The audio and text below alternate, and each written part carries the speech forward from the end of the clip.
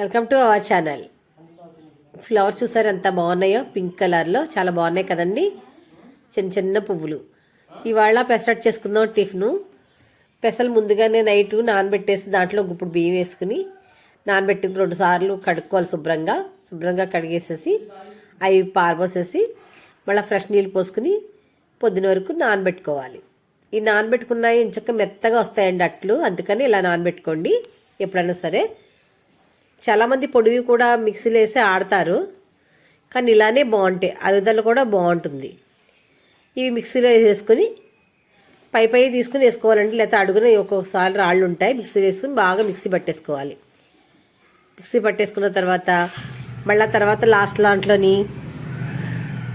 ఉప్పు పచ్చిమిర్చి వేసుకుని బాగా మిక్సీ పట్టేసుకుంటే పిండి ఇలా ఉండాలి. ఇలా పోస్తే ఇలాగా కిందకి జారేలా ఉండాలి పెసరట్లకి. అప్పుడే పెసరట్లు దూదుల్లా మెత్తగా బాగుంటాయి, సాఫ్ట్గా ఎగడం కూడా బాగా ఎగుతాయి అన్నమాట. పెసరట్లు చాలా మంచిదండి, వెయిట్ లాస్ కూడా చాలా మంచిది. అలాగే కొబ్బరితో కొన్ని హెచ్చరికాయ గుళ్ళేసి కొబ్బరి ఎక్కువేసి చట్నీ చేస్తున్నాను. దీంట్లో జీలకర్ర, ధనియాలు, మినపప్పు, శనగపప్పు, కరివేపాకు, పచ్చిమిర్చి, కొన్ని పల్లీలు వేపేసుకొని మనం పక్కకు తీసుకోవాలి. చట్నీ అయితే ఇలానే బాగుంటుందండి. ఈ చట్నీ చాలా బాగుంటుంది, ఈ కాంబినేషను ఒకసారి ట్రై చేయండి. వేగిపోయిన తర్వాత మనం మిక్సీలో చల్లారి పెట్టుకుని మిక్సీలో తీసుకుని గ్రైండర్ పట్టేసుకుంటే మన మిక్సీకి చట్నీ రెడీ. కొబ్బరి పల్లీల చట్నీ రెడీ అయిపోయింది. అలాగే ఆల్రెడీ అన్నీ వేపేసాను కాబట్టి ఇంకేమి తాలింపు వేయవసరం లేదు. వేసుకునే వాళ్ళు వేసుకోవచ్చు, అది మీ ఇష్టం. అలాగే ఈ అట్లపైన బాగా కాగిన తర్వాత ఒక చుక్క నీళ్ళు వేసిన తర్వాత అప్పుడు మనం దోశ వేసుకుంటే సాఫ్ట్గా వస్తుంది, మృదువుగా. దోశ వేసిన తర్వాత దీంట్లోని పించ్ ఆఫ్ జీలకర్ర వేసుకోవాలండి, అరుగుదలకు చాలా మంచిది. పెసరట్టు చాలామందికి, కొంతమందికి అరగదు, చాలామంది వేసుకుంటారు. అలాగా వేసుకున్న తర్వాత ఉల్లిపాయలు వేసుకోవచ్చు, ఉల్లిపాయ పచ్చిమిరకాయ కూడా వేసుకోవచ్చు. పచ్చిమిరకాయలు కొంతమందికి ఇష్టం ఉండకపోతే స్కిప్ చేసేయండి.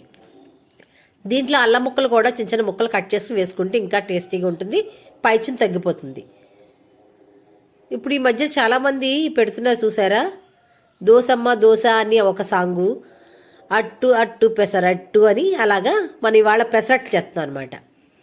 దీంట్లోనే ఉప్మా కాంబినేషన్ కూడా చేసుకోవచ్చండి. ఉప్మాని మనం చేసేసుకున్న తర్వాత ఈ పెసరట్టు తిప్పే ముందు ఉప్మా దాంట్లో కొంచెం పెట్టేసేసి ఇలా మడిచి తీసేసుకోవచ్చు, అంటే ఒకవైపే కాలుతుంది అప్పుడు. అలా కూడా చేసుకోవచ్చు. చాలా టేస్టీగా ఉంటుందండి పెసరట్టు. 2 పెసరట్లు తింటే చాలు. వెయిట్ లాస్ కూడా చాలా మంచిది. పిల్లలకు కూడానండి సండే రోజున ఇలాగా పెసరట్లు చేసి పెట్టారనుకో, ఆ దాంట్లో ఉన్న పొట్టు చాలా మంచిదండి పిల్లలకి. ఆ పేగులన్నీ క్లీన్ చేసుకుంటూ వస్తుంది, చాలా బాగుంటుంది.